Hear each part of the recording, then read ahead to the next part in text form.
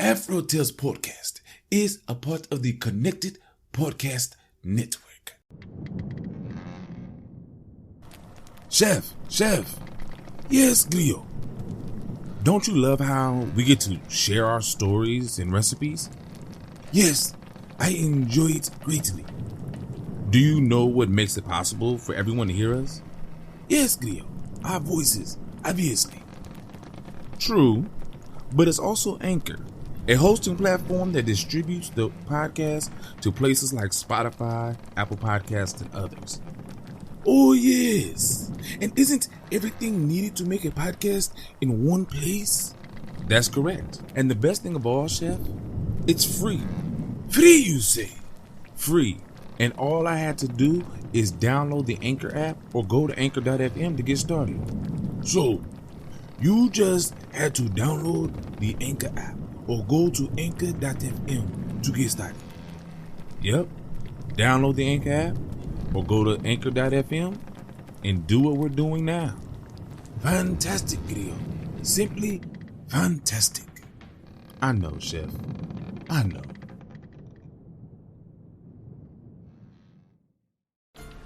Ahoy, my friend, and welcome aboard the AfroTales Podcast, a ship that will carry us from location to location, exploring the tales that grew from the African diaspora in the Americas and the Caribbean. I am Amon Mazinga, your teller of yarns. As we head out, a particular yarn for each location will be spun. Come, sit with me, and enjoy this journey. Big talk.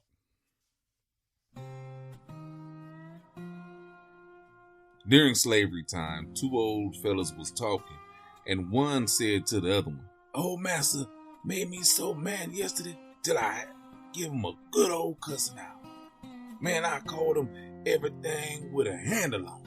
The other one says, "You ain't didn't cuss master out, did you? Good God, what did he do to him?" "He didn't do nothing. And the man I laid a cussing on him. I'm a man like this. I won't stand no hunching. I bet you he won't bother me no more." "Well, if you cussed him, he ain't do nothing to you. The next time he make me mad, I'm gonna have to lay a hurting on him." Next day, the young fella did something. Old master got in behind him, and he turned around and give old master a good cussing. And old master had him took down and whooped nearly to death. Next time he saw that other fella, he says to him, "I thought you told me you cussed old master out and he ain't never opened his mouth." "I did." "Well, how come he never did nothing to you?" "I did it, and he come now killing on me." "Man, you didn't cuss him to his face, did you?" "So I did. Ain't that what you told me you done?" "No, I didn't cuss him to his face. You sure is crazy. Man, I thought you had more sense than that. When I cussed old master, he was sitting on the front porch, and I was down at the big gate." The other fella was mad, but he didn't let on. Way after a while, he approached that old fella that got him a beating and told him, "Now, know what I did today?" "No, what you done?" "You give old master another cussing." "No, I ain't never gonna do that no more. I peeped under old Mrs. drawers." "Man, hush your mouth. You know you ain't looking under old Mrs. clothes." "Yes, I did too. I looked right into her very drawers." "You better hush that talk. Somebody gonna hear you, and you and old master had you killed." "Well, I sure done it. and she never done nothing neither? Well, what did she say? Not a mumbling word. And I stopped and I looked just as long as I wanted and went on about my business. Well, next time I see her sitting out there on the porch, I'm gonna have to take a look too. You help yourself. You just help yourself. That very day, old Mrs. was sitting out on the porch, and the cool of the evening, all dressed up in her starchy white clothes. She had her legs crossed up, and that old fella walked up to the edge of the porch and peeped up under old Mrs. clothes. She looked, took a holler, and old master come out and had that old fella almost killed alive. When he was able to be about again, he said to that other fella, I thought you told me you peeped under old Mrs. drawers. I sure did. Well, how come she never do nothing to you? She got me nearly killed. Man, when I looked up under old Mrs. drawers, they was hanging out on the clothesline. You ain't go look up in them while she had them on, did you? I thought you would have had more sense than that. I declare I did. It's a wonder he didn't kill you dead. You sure is a fool. You ain't got no sense at all. Boy, you ain't got near bit of sense at all. The end. For your bonus tale, Mouthy Emma. During slavery, there was a girl that tattled to the white folks. If the Negro said just the smallest thing, she would run and blab it. So they named her Mouthy Emma. So when she went to the well for water, she would stand around to hear the other slaves and see what they had to say, so she could go back and tell what she heard at the big house. But one thing about her was she was crazy about pomegranates. Another day, she had got some slaves whipped so badly they died, and some others just beat up pretty bad. So the slaves decided to get rid of her before she could get any more killed. The idea they came up with was to place some pomegranates on the well. As soon as she came to the well, she saw the pomegranate. She took it and ate it. By the time she got back to the big house and tried to tell old Miss about some Negroes had been picking her pomegranates, her lips were bright red and her fingers were too. Old Miss decided that she had been lying, and she decided to whip.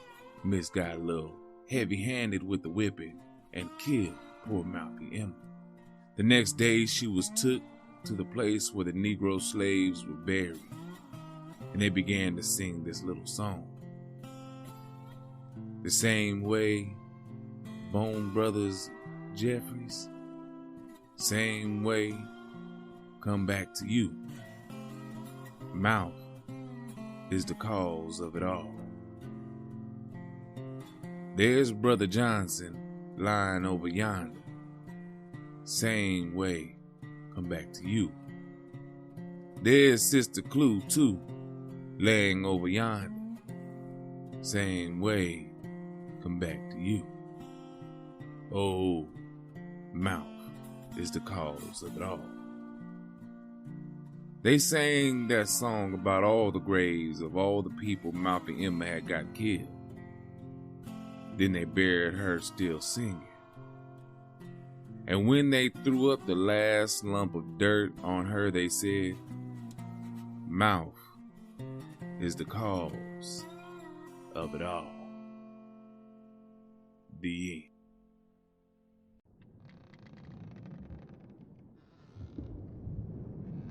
Wow, that was a story. Those are two stories. And the first one with the two old guys pranking each other I wonder how many times they've done that to each other. Because we know as people, you know, if you got friends and everything like that, I mean, you've probably played jokes on each other. You probably pranked each other. You probably done things to get each other in trouble, but it not be so bad. And I hope that it's not that bad. Not like this. Not to the point where they're hurting and in pain because of a joke that you pulled or a prank that you pulled on. That's not what we want. But imagine the belief that they had to convey to the other slave to make them like, you know what, I want to try that also. I mean, that is impeccable selling ability. That's grade A salesmanship right there. Both parties. The first guy getting, you know, the second guy, you know, to believe that he can cuss Massa out, and then the second guy coming back and making the first guy believe that he can go look at old Mrs. Draws while she got him on. That, oh my God. The sell is amazing. You know, that's amazing. And the bonus story that I gave you, Mouthy Emma, I mean, it's a sad story that she was killed. And I want to confess that I changed it from the actual story. I don't normally do that. Normally I tell the story as is, and I will on my Patreon give the original story as is. But I don't know. I just felt the need to do that. I didn't like the way she was killed originally. I didn't like the way what I changed it to, but I felt it was more believable than the original way. I just did. I couldn't in my mind figure how the original version, how she was killed. It didn't make sense to me. But not saying it couldn't happen. I mean, this is an era of, you know, slaves came up with all kind of ways to get people. You know, they can do all kind of things. Their knowledge of natural herbs and poisons and all that kind of stuff, they can get things done. But I can almost imagine seeing, and this is in the episode art, Mouthy Emma watching these two men tell these stories to each other, and she running back and telling old Miss or Massa what they're doing, just as she was, you know, watching everybody else snitching. This is like the ultimate form of what they say, snitches get stitches. But, you know, wow, that was some sadness there, and I don't feel good about what happened to her. I knew she had to die in the story. I just didn't like the original way she died, so I did change it. I want to confess that. But yeah, so anyway, go see Chef.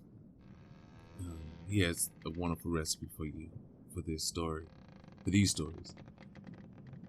And thank you for coming on this voyage with me. It's June. It's Pride Month, but for the AfroTalesCast, it is Juneteenth month, which means this month is inspired by slave stories. This month is dedicated to slave stories. So that's all you will hear. And if that bothers you, I am sorry, but that's just what I dedicate June to. June is on the AfroTales podcast, the AfroTalesCast ship, National Slavery Remembrance Month. Okay? So you know what to expect. And until the next story, have a blessed day.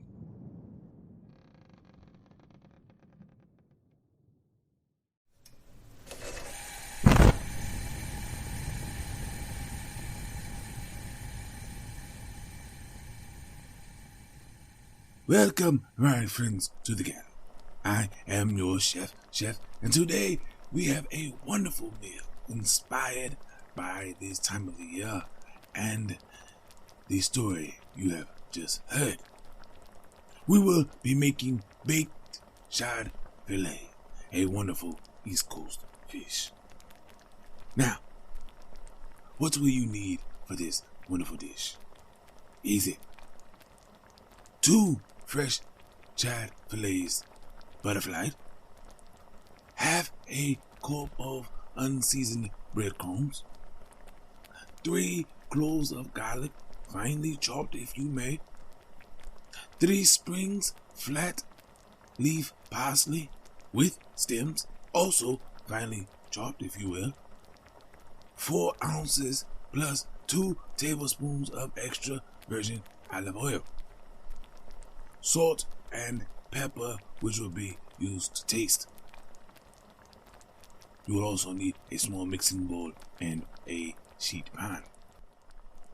Now, how did we put this delectable dish together?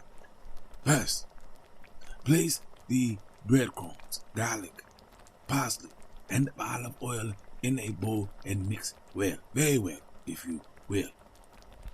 Add 2 tablespoons of olive oil to the sheet pan. Place the shad fillet on the sheet pan. Open both sides of the butterfly shad fillets. Spread a thin layer of the breadcrumb mixture on the middle section of the fillet. Fold the outer section to enclose the mixture. Repeat this with the second fillet. You will then season with salt and pepper, drizzle with a little extra olive oil, and place in a preheated oven at 375 degrees. You will do this for about 15 minutes. Then you will remove from the oven and serve. And my friends, that is it. That is your baked shad fillet. Now, you go do what you do and make sure to let me know how your recipe comes out. And until I have another wonderful recipe for you, as always, enjoy.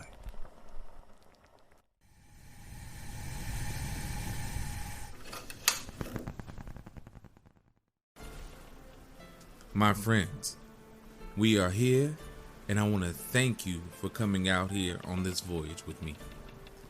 Thank you for doing what you do and giving me the time to get to this point. I want you to join me in thanking Art by Fillet. I want to also join me in thanking those who create the sound effects and music on freesound.org and Free Music Archive. I want you to share this journey with your family and friends so that way they can be blessed just as you are. If you want to leave a comment or a review so others can learn about this voyage, please do so wherever you can. All other ways to support and contact me will be in the show notes. So please go there, check it out, and do what you do best and be you. Again, thank you. And until next time, have a blessed day.